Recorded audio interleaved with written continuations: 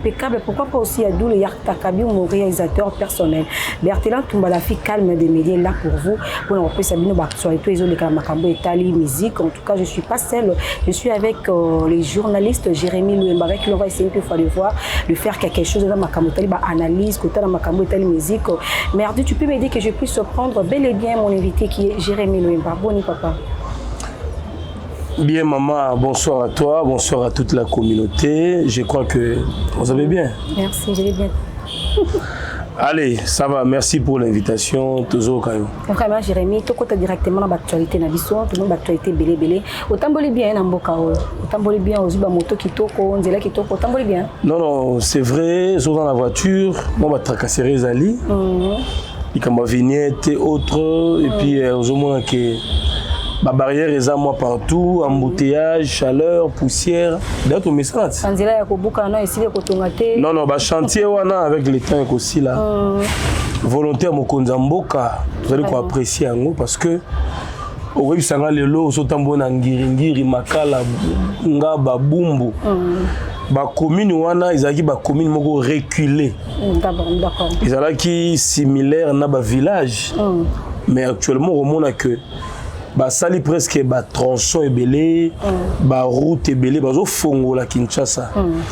Ils allaient comme patience, mais surtout beaucoup plus bah quinois, bah comme à peine culture y a hygiène.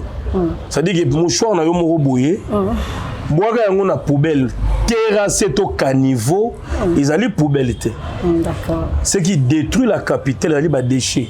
Au moins papier mouchoir, bah sachet, bah bouteille en plastique. Il y a un bouché ba caniveau, ceux qui ont les bêtis, au monde a inondation partout. Mais ceux de ça les disciplines, bisomment d'abord population. Et le monde a conduit ça les suivi au monde que de plus en plus ville et gozonga propre, ils allaient question quand il y a volonté.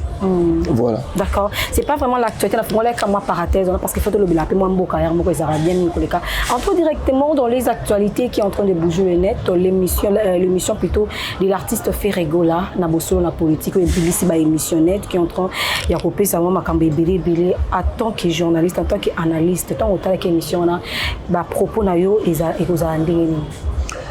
non, mais chaque musicien, ça a la mission quand tu le veux. Moi, je ne vois pas pourquoi les gens, comme ils taxer, faire réunir, qui pourra répondre à tout. Non. Faire un date. Un concert d'abord en Afrique du Sud.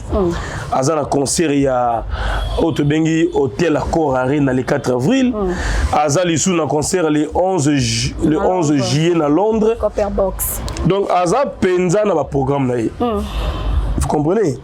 Donc c'était important pour Naye à l'écran émission pour que à stimuler le public Naye à rappeler bon que je suis là présent. Donc à Kangi actualité n'endenga malamu. Alors bah dire Naye ezali par rapport il y a question à journaliste. Par rapport à réponse, tester ma réponse, mon copique, réponse. Non, chaque musicien a sa réponse au Yaébi.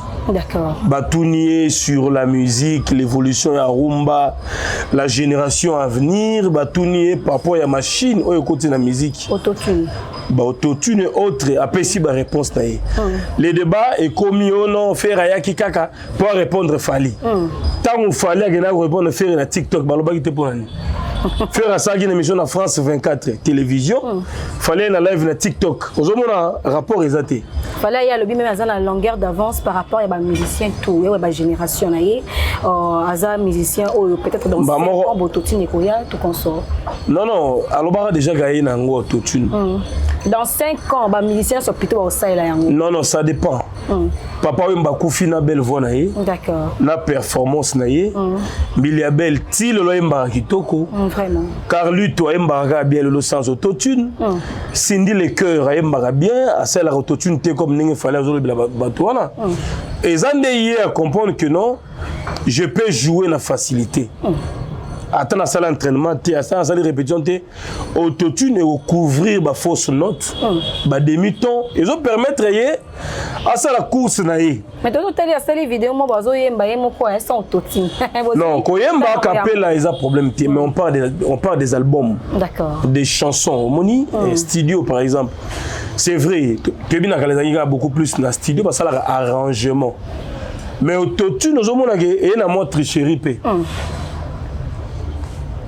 on est ça la live ou on ça la semi live vraiment vous comprenez au commis moi muke kokota na nzela ya cache donc la réalité ça est belé ils allaient show fali mais à généraliser en côté maintenant moi je me demande bon ba jeune oyo bazana ba commune ngaba azo yemba na cité na quartier sans micro azo rêver à comme le rôle la fali faire JB piano azo rêver à yebana alors ça la ben fort amona ki ba fali ba bosara dur na ba faire na comme le rôle la bango jusqu'au ici bango ki bosala do autotune donc directement on peut décourager ba jeune que décourager bon par rapport à de ne plus fournir beaucoup d'efforts. Non, il faut améliorer. Il y a un aide. Ils ont aidé. Ce qu'on a limité et aidé. Donc on peut donner à Ferrego la raison. Non, il y a raison exacte. Il y a que Fali erreur où il y a consommé, on a consommé où il y a moko. Même ma mission congolais n'y son erreur on a été. La rumba autobeta awa et voix, guitare, na mélodie. Vraiment. Vous comprenez? Ils ont des éléments clés. Au bakulu tout batika. Mais ce dont ici balé qui kakana autotune et vous allez peu dangereux. Autotune ils ont permettre que ba voix baptise à la stable. Donc au milieu bali sous tes voix na yo wa puis ton de nazo comprendre vraiment. Ils ont effet. Et c'est le mot ils ont plus bien ba DJ hein ba ça ba mix voilà. T'as le quoi comme mais faire rigoler le bouton tika bototine ba jebi que ba tuni ba c'est peine loko wana te on a toujours réfléchir t'es maman toujours réfléchir. D'accord. Donc ils allaient les cambro ndeko fallait à poni mais à coller en gros batonio sauter. La musique c'est un travail, il faut entraînement. Vraiment. Quand tu ne travailles pas aux en performance alors tu es comme bien à balai au travailler moins mais ils ont la machine qui permettre au qui maramba ou plus que baninga. Ils allaient tricherie. Donc ils allaient déjà voir la tricherie. Donc dans ce sens voilà faire ça l'émission naie azo rappeler bato date naie et puis bato sont habillés les 4 c'est pour bientôt là. Vraiment. Donc voilà. Azo rappeler bato sont habillés et puis Ferrego là est en train de nous révéler beaucoup de choses par rapport à la date naie ba concert naie. Maintenant on peut que Ferrego là côté moi nous héritier Watanabe tout le monde qui Ferrego là zaki. Moi ba guerre des esprits hein Ferrego là thème ba guerre des esprits au régner entre ba musiciens tout le monde côté Ferrego là zaki accompagné na bagolois et puis héritier Wataye peut tenir la mission na yakala azaki accompagné na ba spiritas. Qu'est-ce que tu peux dire par rapport à ça? Bon moi je crois que la musique mon musique c'est nga ba lobela yo bayoka yo mais en réalité what en actualité ta what en actualité te azana ni concert ya sika moto na tembe. Non, expliquez. D'accord, ok, les caméras. Azala ni concert Yassika, ni événement, ni nouvelle chanson, au plus c'est ce qu'ils ont. Sur what actualité les années. Il y a mon comme toujours le ngaba tsé kaka. So faire sali bo lobby est-ce que faire ou ta ki pa kinetaï. C'est ça la musique qui va comprendre que faire azana makambo azana actualité na yé. Fali payer azana actualité na Stade de France, ce n'est que normal mais what a date c'était.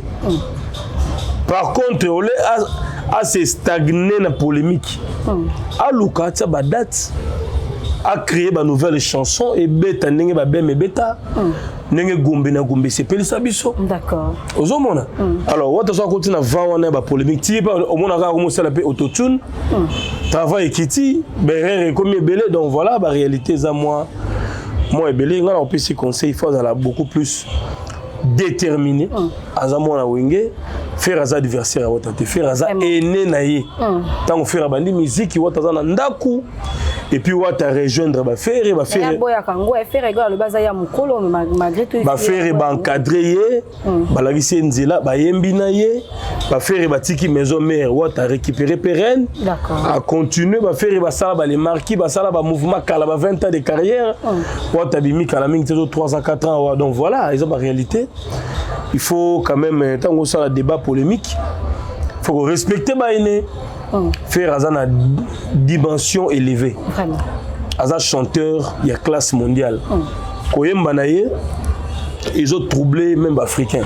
Vraiment. Il est beaucoup plus aimé, Azana style naïe, et puis il est beaucoup réservé, beaucoup calme. Donc voilà, faire pour la simplicité, humilité. Simplicité, humilité, mais l'artiste a beaucoup de concerts. Le 14 mars, déjà, na concert en Afrique du Sud. Beaucoup pour s'attendre à un concert à faire. Non, Nazali porte-parole à faire été, mais Nazali est analyste. Je sais. Mais il faire la musique bien, ça la live. Faire à sa public, il a un répertoire moro costaud, il a des tubes et des chansons, chef-d'œuvre Zali, D'accord. Concert, il y a Afrique du Sud, des allois événements, des allois retrouvailles. Parce que Mboka Wane, ils ont des Congolais belé, et ils ont des Ouest africains belé, ils ont des Centrafricains belé. Afrique du Sud, c'est un grand monde. Donc je crois que Bao Zelekuna à bras ouverts, à se peler sa bango, Messana, et après, à se préparer pour na. Accord Hôtel Arena, 20 300 places. C'est beaucoup, hein? Ce n'est pas une messe à faire. C'est vraiment beaucoup. Donc, c'est un peu ça, voilà quoi. L'actualité nous oblige, l'artiste musicien depuis que Pomba a été au bêta concert, et ça lui vraiment et cartonné Internet, en tout cas, félicitations à l'artiste. Est-ce que vous pouvez avoir quand même un mot par rapport à ça? Oui, depuis que cette date, c'est encourageant. Hein? Moni, Baza derrière, faire tout ça, les padres, mais il est européen, Aza conscient de la carrière. Contrairement à la jeune et belé, aux autres musiciens, yaya, mais il y a c'est tout un problème. Aux autres, il y a des date, il y a des date. Mobali abundaka. Mobali abundaka. Botika biloko leka yaya oui ya so ba date na ya za obeta azana choto yo leka yaya. Ozoko peni n'est pas yaya. Baza ebele ba jeune ebele. Vous moins vérité tant ko lo ba leka ba ebele. Mais il faut parler quand même possible. Ba leki nyonso ba yaya. Ba leki nyonso tant na tsaka date. Baza te Bazaka so ya te date ba ko finga faire pour na yaya non ya za mobali azo bunda azana ba défi na ya zotia yo pe mobali bunda yo zaka leka ya so ya te ba date ne yo je profiter na date ya au fingi faire non faire aza leader aza patron azana ba date na ba calendrier ne bele au monde na concert à faire ya Hôtel Accor Arena a repé ça peut sous son nouvelle date ne so concert mususu. Il nous a rassuré ça. Voilà, donc on dit qu'il a préparé. Mais ici, on a conscient. Il y a une dimension élevée. Il y a une dimension il doit le faire. Donc, faire encore de surprendre dans un concert à Accor Arena, on peut sur la date et puis voilà. Mais c'est comme si Ferrego là, Azan a beaucoup de tournées par rapport à l'artiste Ebélé en 2026. Nazan a bureau n'a été, mais dans mon cas en 2026, il y a une vitesse. D'accord. À Betty Gabon, à Afrique du Sud, et puis à Paris, à Accor Hôtel Arena, et puis à Quel sous Londres. Entre-temps, surprise des alliés. Mais tu vas remarquer sur le terrain, mais ici, il y a un bêta psycho, le rôle à faire. Vraiment. Mais bon, on a fait un faire. Nous devons les soutenir. Vraiment. On a fait un mais il y a un terrain dans l'actualité, les gens bêta. Non, Ken Piana a un motivateur. A fait un faire et kagaté, a motiver un pays. Il le soutient aussi dans l'émission Belé. Non, je ne suis pas là pour décortiquer Ken. Mais je te dis qu'il y a une émission pour fortifier un peu ferré. Il les défend aussi. Donc, ils allient circonstances. S'il faut attaquer, il y a un mouvement. Il y a attaquer. Ils ont prompté le camarade autotune, ça dépend de Moutou na Moutou. Nous avons le refing là-bas. Il fallait constater qu'il y a une baisse à Royemba. À préférer album na quoi interpréter kolo ancien Royemba rumba et faire ça salon déjà faire ça salon concert salon na banzembo et puis il fallait les nouveautés album tu a fallu y ba molo moi ba vie à Kalemba vraiment jaloux ils ont Marriott so zinze moni wana oya ngonga ngoyango eza mabele lisi vraiment donc on est d'abord ba tout depuis kala donc il fait que recopier non ozo comprendre té azoaka na déjà depuis kala eza une nouveauté té ah OK On se comprend. Bah récupérer déjà bah moi biloko mikim bah vient ça. Ah vient venani Joski qui aime beaucoup ta bah zora déjà. Et des filles azora mi pepe calé.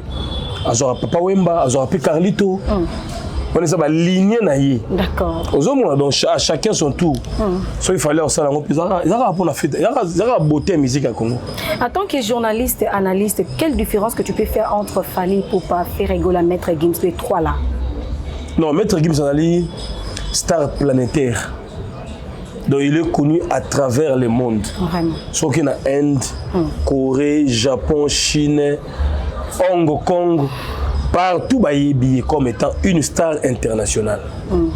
Une star planétaire. Vraiment. Il y a sa sommité. Fally faire un artiste international africain, donc communauté africaine. On va consommer avant. Ok, na Mali, Côte d'Ivoire, ok, na Angola, Kinshasa, Brazza, na ba africains vivant en Europe. Vous avez une différence? Gims c'est dans la world music. Nous c'est la rumba et puis tout ça un mélange. D'accord. Vous comprenez? Donc c'est tout simplement ça. Et la vie c'est comme ça. La vie c'est comme ça. Manda Chant concert Ezaki annulé, c'était le 21 février 2026 dans Paris, dans France je crois. Concert Ezaki annulé, il fallait qu'il y ait depuis que le même jour Manda Chant peut concert Ezaki annulé. Batoumi babi Manda Chant concert wana ezalonka annulé parce que ndimi Manda Chant ça koyemba. Ezaki na millénaire na France. Bon bah concert qui ni ngozo le belangwa. Oza teva po de teva kini. Bon, concert est millénaire, ce qui est raté. Où est le bétail? Ils ont tu es évité, peut-être le concert est raté. Est-ce que Adam Talibosota? Ils ont qui raté. Ouais. Dans Paris, dans France. Il jour qu'on a des prix. Ah, malheureusement pour. Visa. Malheureusement pour lui, hein. Donc, à se préparer en conséquence prochainement à réussir. Depuis qu'il a été bien, tu vas féliciter, il a aimé bien sans autotune. Et puis Abeti musique n'est bien calmement bah tu vas sepeli mon concert a des plus que ça à féliciter. Le bien non c'est bien à concert na je crois 8e mois à Robert na Arena Grand Paris 7000 places c'est bon. Donc les gens dans le beat. Bien répondre donc malheureusement Betty. Dans le beat que Manda Chante malheureusement Betty a se préparé davantage prochainement à ça là le meilleur choix. Depuis que bravo Monica Salim Moussala bien. Et bah tout va apprécier. C'est un courage. Azalé qui a fait répéter à faire mais bah date n'est pas autre. Ils ont qui n'est bien, donc tout ça d'accord on a été encouragé. Ah ça sous mon sous.